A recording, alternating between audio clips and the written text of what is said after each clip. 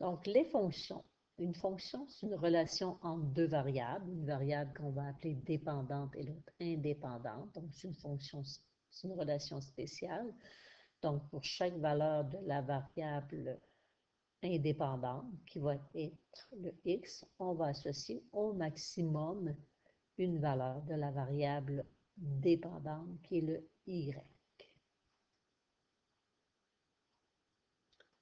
Donc, pour illustrer ce qu'est une fonction, j'ai des exemples sous différentes formes. Donc, le graphique sagittal, donc c'est un graphique qui a des flèches. Donc, on associe des valeurs d'un ensemble qui est l'ensemble de départ, d'où partent les flèches, et les valeurs qu'on retrouve dans un ensemble d'arrivée où arrivent les flèches.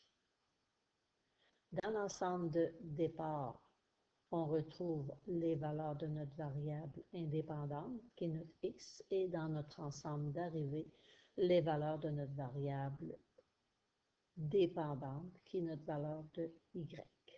Donc, pour chacun des graphiques sagittaux, il faudrait dire si c'est une représentation d'une fonction ou non. Donc, pour chaque valeur de x, je dois associer une ou aucune valeur de la variable dépendante qui est y.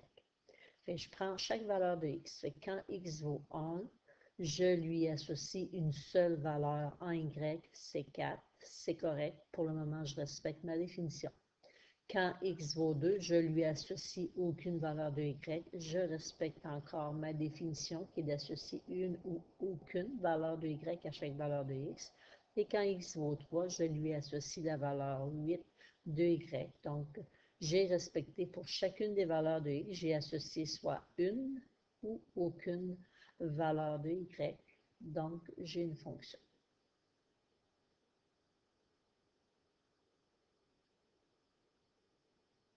Le deuxième graphique sagittal, pour la valeur x qui vaut 1, j'ai associé 4 et 8. Donc, pour la même valeur de x, j'ai associé deux valeurs en y différentes. Je n'ai pas besoin de faire la vérification pour le reste. Je ne respecte pas ma définition de fonction. Donc, le deuxième exemple de graphique sagittal ne représente pas une fonction. Le troisième graphique, quand x vaut 1, je lui associe une seule valeur, c'est 6.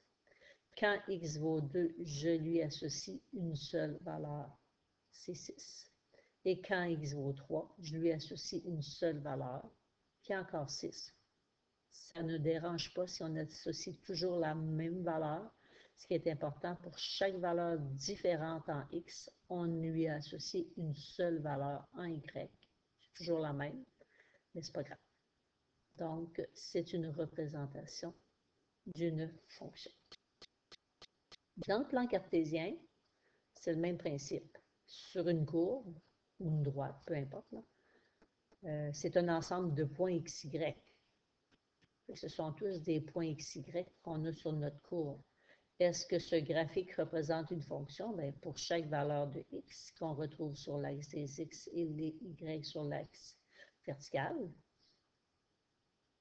l'axe des x horizontal, l'axe des y vertical, on va vérifier, peu importe la valeur que je choisis en x. Quand je prends x vaut 1, je vais vérifier sur mon graphique, est-ce que j'ai une seule valeur en y d'associer? Oui. Quand x vaut 2, oui. Quand x vaut 3, oui. Donc, peu importe si je vais aussi dans le négatif, peu importe la valeur de x choisie, j'ai une seule valeur en y qui lui correspond. On a aussi ce qu'on appelle le test de la droite verticale. Donc, si vous êtes capable de tracer une droite verticale dans votre graphique et qu'avec votre droite verticale, vous allez toucher deux points différents de votre graphique, c'est que ce n'est pas une fonction. Ici, peu importe où je mets ma droite, je peux la bouger. Peu importe où je vais placer ma droite, mon graphique, je peux juste toucher un point du graphique à la fois. Donc ici, j'ai un seul point. Peu importe où je place ma droite verticale, je ne peux pas toucher plus qu'un point de ma courbe, donc j'ai une fonction. Graphique B, si je regarde juste ici, pour la même valeur de x, je lui associe un y qui est dans le positif et un y qui est dans le négatif. Donc, pour la même valeur de x, j'ai associé deux valeurs différentes de y, donc ce n'est pas une fonction. Et même chose, on pourrait faire le test de la droite verticale. Je vais prendre ma droite. Donc, si je touche aucun point, il n'y a pas de problème. Si, quand x vaut 0, j'ai un seul point, mais aussitôt que je déplace ma droite, donc on voit que je peux toucher deux points différents de ma courbe, donc ce n'est pas une fonction.